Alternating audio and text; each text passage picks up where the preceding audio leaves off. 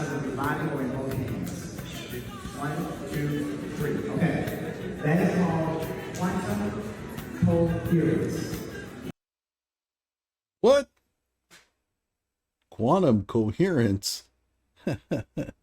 Yes, the man describing quantum coherence is Rashad Richey, who fancies himself as the Werner Heisenberg of the 21st century if Werner had claimed a cure for Alzheimer's. And if what he demonstrated seems to bear no resemblance to an advanced physics topic, then you're smarter than Rashad. So what was this all about? Well, you'll see, and if you have a low opinion of Rashad's intellect, prepare to lower it some more. Hello out there. I am trying to get through. With cold, blunt analysis cradled in the warmth of reasoning, it's time for Johnny Walker Dread to straighten you out on a thing or two. Emanating all the way from exciting Las Vegas, Oklahoma, it's time for the Johnny Walker Dread Show. I haven't picked on Rashad Richey in quite a while, and I had actually promised myself that I would diversify the targets of my scorn. I looked through my past videos and realized that over the past year, I had almost uniformly picked on black dudes. Now, the focus of my efforts have mostly centered on the myths of Black Lives Matter, and there's going to be a lot of black YouTube presenters making fools of themselves on this topic. Between Rashad Richey, Dr. Umar, and Richard Taylor, there is a ton of material to work with. But what about the white purveyors of woke sentiment like Liberal Dan and Leisha Miller? It turns out they're now mostly focused on Trump, and I have no interest in Trump. Regardless, I vowed to make my next target of the cracker variety. Then PhD investigators sent me a link to one of Rashad Richey's recent postings. I told myself, no, I am not going to cover anything by him. Gotta turn on Whitey. But I figured it won't hurt to look, right?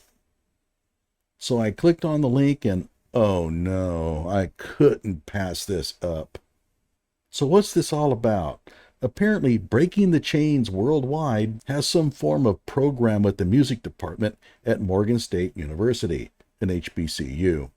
It's not clear what this program does, but they evidently forked some money over to Rashad Richey to inspire the music students through physics by showing them middle school science demonstrations that have been performed for decades.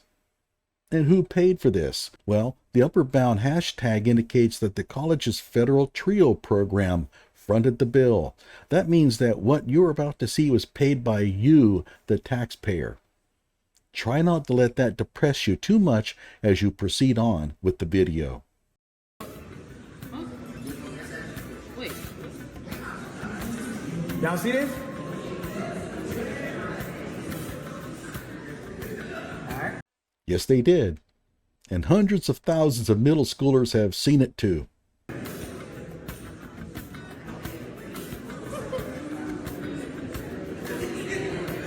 Alright. Y'all see that? Everybody's doing real good, but what if I told you you can stand back? You have it. I want you to utilize your left hand. Okay?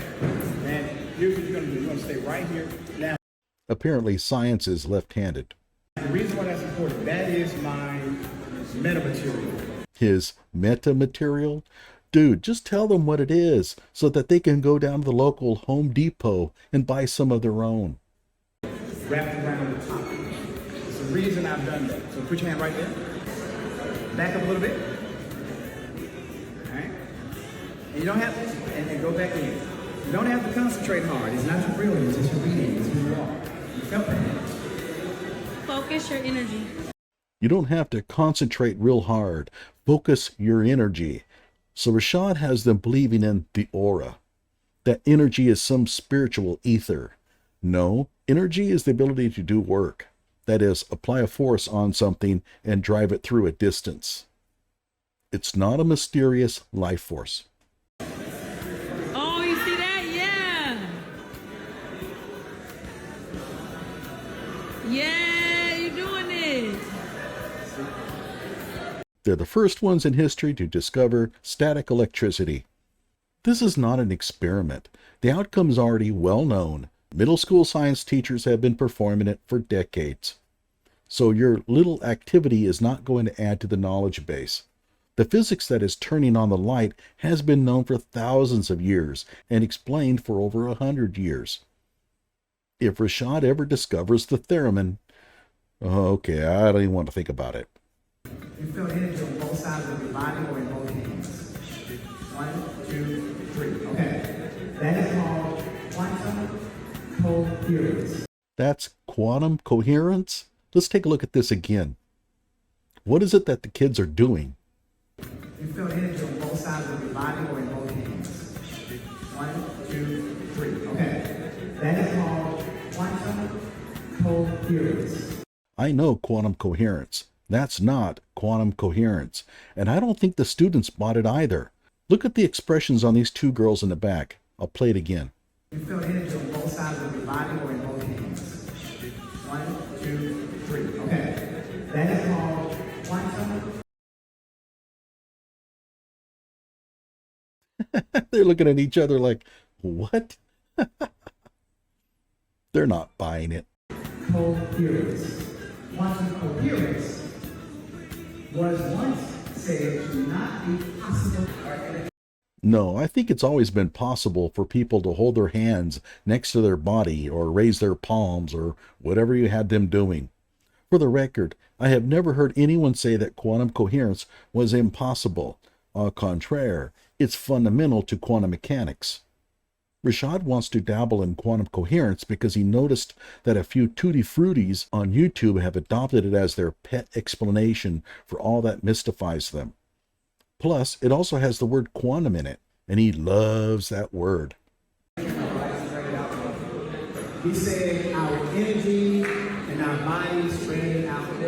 He is fundamentally correct. It was never the patch. The patch is plastic. It has no power.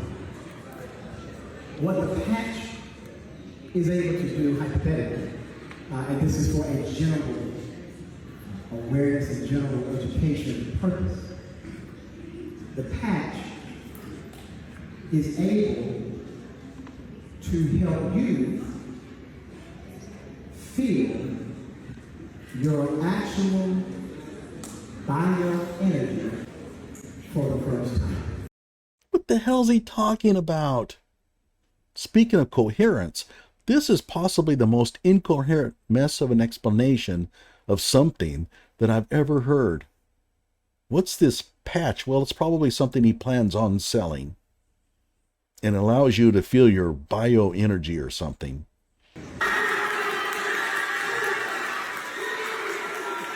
When is the last time you saw a college class erupt into cheers like this at the end of a demonstration? Never. This was staged. Most likely, they told the class that if it really put on a tremendous cheer, they would get to leave early. I'm being serious. I'm surprised they didn't have a few of the students faint like Rashad is John Layton. Even if this garbage was true, it wouldn't do anything for a music student. How can they use any of this? There are tons of physics applications in music. Standing waves, such as those produced by guitar strings and flutes, are the basis of music. The Leslie speaker, for example, uses the Doppler effect to produce a shimmer sound effect. They literally rotate a speaker on a turntable. When the speaker is approaching you, you get a higher pitch. The pitch drops when the speaker moves away from you. Those who have heard Led Zeppelin's Down by the Seaside will know what I'm talking about. The EBow used by Paul Reynolds of A Flock of Seagulls on their song The Fall is a primo example of basic electromagnetism, as is the guitar pickup. A solid discussion of how their musical instruments use physics would have served these students well. But Rashad doesn't understand these principles well enough to deliver a clear exposition on the subject. He doesn't understand them at all. What he does understand, however, is how to hoodwink the uninitiated into thinking he's solving real-world problems by spewing technical-sounding vocabulary at them. So he throws around the word quantum and coherence, and the students nod their heads. You see, Rashad wasn't there to serve the kids. Even he knows that none of these kids will ever derive any benefit from his talk. How would they? Gee, I made a fluorescent light turn on by passing my hand near it. Boy, I'm now set up in my career as a musician. Think about it. The light bulb demonstration made no sound. How would it help a music student? If he had used a theremin instead of a fluorescent light, at least it generates sound. It's even been featured in popular songs such as the Beach Boys' Good Vibrations.